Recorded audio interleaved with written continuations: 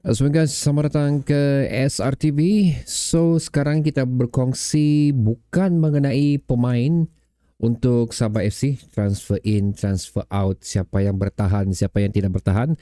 Tapi ini telah dikeluarkan daripada perkongsian Sabah Football Club di Facebook page rasmi mereka sendiri, di mana semalam sewaktu video ini dirakamkan, semalam mereka telah melakukan mesyuarat lah yang melibatkan Sabah FA dan juga SAFA, iaitu perjumpaan di antara Presiden, Timbalan Presiden, Setiausaha Agong dan Naib-Naib Presiden.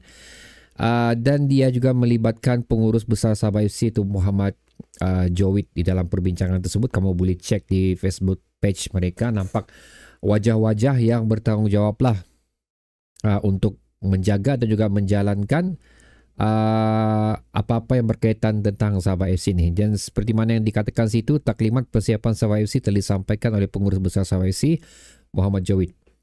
Jadi daripada komen-komen yang aku tengok ni, ada yang tidak faham kenapa Sabah FC ni perlu berbincang dengan SAFA mengenai persiapan saingan Liga Super akan datang. Ini aku tahu sebab dia, tapi aku mau explain dengan kamu tu susah. Jadi siapa-siapa yang arif, yang boleh memberi penjelasan dengan baik, aku minta kamu letakkannya di ruang komentar di bawah lah. Apa kaitan SAFA dan juga Sabah FC ni. Tapi sepengetahuan aku, seringkas yang aku boleh katakan di sini, apa-apa perjalanan perancangan yang dilakukan oleh Sabah FC, ianya especially duit lah, especially yang kita boleh katakan ianya melibatkan keputusan ataupun boleh disahkan daripada SAFA. Kalau SAFA bilang okey, green light, baru apa perancangan Sabah FC itu boleh dijalankan. Lebih kurang begitulah. So that's why kenapa pentingnya perjumpaan di antara kedua-dua individu, kedua-dua badan ni dilakukan seawal yang kita tahu sekarang ni lah. So ini aku rasa gembira sikit kerana this is kind of news yang aku tunggu sebenarnya daripada Sabah FC ni, yang kita sudah nampak di sebalik tabir ada perancangan, ada perjalanan yang tengah diatur, dan aku mengharapkan semoga apa yang mereka rancang di sini mendapat persetujuan daripada kedua-dua belah pihak dan ianya yang terbaik untuk Sabah FC lah. So antara benda yang dibincangkan, mungkin dibincangkan, of course paling utama di sini adalah berapa bajet untuk Sabah FC bagi mengharungi saingan Liga Super akan datang ni. Siapakah pemain yang patut dikekalkan dan juga patut dikeluarkan, dan seterusnya. Of course sekiranya pemain-pemain yang dikeluarkan daripada Sabah FC itu, siapakah layak untuk mengisi kekosongan tersebut, bilang orang. So aku rasa, aku berpendapat Sabah FC tidak akan memenuhi kota pemain import bagi saingan Liga Super yang akan datang ni, tapi hanya mengambil beberapa jumlah pemain import yang penting sahaja untuk berada, untuk bilang orang at least ada kota import kita lah, lebih kurang macam tu. Dan aku difahamkan juga kita akan beraksi di Shopee Cup. So itu pun adalah antara satu benda yang menjadi perbincangan di dalam meeting ni. Again ini andaian aku saja, bukan aku katakan ini yang telah berlaku, tapi secara logiknya itulah aku rasa yang telah dan akan dibincangkan oleh perjumpaan yang dilakukan oleh individu tersebut lah. Tapi again itu adalah tanggapan aku yang aku rasakan Sabah FC tidak akan berhabis untuk musim 2025-2026 ni. Cuma berbelanja dengan apa yang dimiliki kemampuan klub. So aku memanglah kita mahu nampak klub kita ni seringkali upgrade, seringkali memasuki pemain yang mempunyai kaliber, baik tempatan, baik pun import. Tapi kita kena sedar juga status kewangan kita.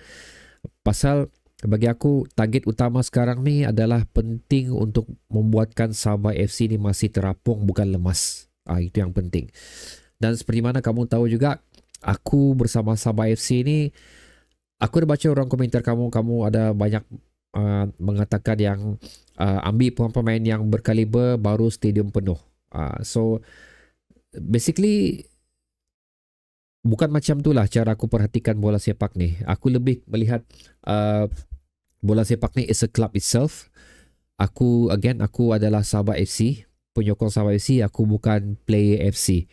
Sebenarnya aku tidak kisah sangat siapa pemain yang mampu diberikan oleh Sabah FC ini. Sekiranya Sabah FC mempunyai kewangan yang cukup bagus, yes, why not kita mendapatkan pemain yang berkaliber. Tapi kalau kewangan Sabah FC tidak bagus, macam mana aku katakan tadi, kita mengutamakan yang Sabah FC ini masih boleh terapung, masih lagi relevan, adalah lebih baik kita berbelanja mengikut apa yang mampu untuk Sabah FC inilah. Dan kita pula guys, selaku penyokong ini pun balik-balik aku katakan juga, terus berikan sokongan dari segi moral dan juga of course kalau boleh kewangan tu maksud aku hadir ke stadium, beli tiket, beli merchandise, apa-apa yang boleh kita contribute lah untuk Sabah FC. Kita sering mengatakan yang orang-orang dalam Sabah FC ni gagal mengurus kewangan, gagal mencari sponsor, tapi kita kena ingat untuk sesuatu klub tu hidup bukan itu saja, bukan sponsor saja, bukan mengharapkan habuan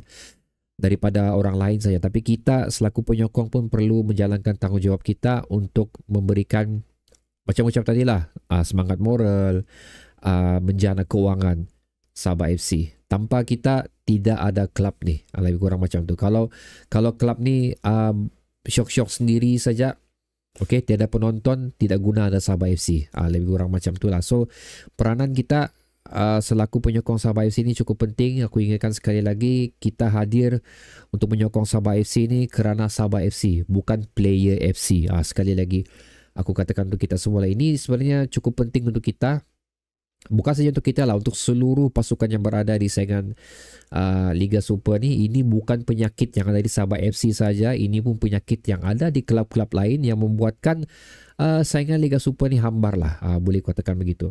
Aku berani katakan sebegini kerana aku boleh kaitkan dengan Manchester United. Kamu tengok berapa teruk pengendalian Manchester United di bawah Glazers dengan duitnya apa semua. Itu lagi teruk, itu lagi lah memang terbukti memang diorang makan duit klub. Lebih kurang macam tu. Segala habuan semua diorang ambil, sikit diorang bagi untuk Manchester United, tapi sokongan yang diberikan oleh penyokong-penyokong mereka, kamu tengok stadium sentiasa penuh. Itulah yang aku maksudkan, kita menyokong klub. Kita bukan menyokong klub FC, maksud aku. Kita bukan menyokong player FC. So itu adalah benda yang bagi aku, bukan Manchester United, klub-klub kecil sekalipun, even klub yang di tangga tercorot di saingan EPL pun masih mempunyai jumlah penonton yang banyak, walaupun mereka sering kali kalah. Itu yang cuba aku ingin kongsikan di sini lah. So bagi aku benda ni mustahil untuk kita ubah, pasal itu memang culture bola sepak di Malaysia ni. Cuma aku ingin mengatakan sajalah apa yang patut kita semua lakukan. Jadi guys, apa pendapat kamu tentang mesyuarat meeting yang telah dilakukan oleh kedua-dua pihak ni, sekali lagi Safa dan juga Sabah FC ni? Adakah anda rasa apa yang aku katakan tadi itu betul? Ataupun mungkin anda yang menonton video ni ada hadir dalam mesyuarat tersebut? Kasih share-share sikit lah info apa yang diperbincangkan kan. So at least kita tahulah di mana hala tuju untuk Sabah FC bagi kempen 2025-2026 ni. Letakkan pendapat kamu di ruang komentar bawah. Sehingga bertemu lagi di video seterusnya guys. Assalamualaikum.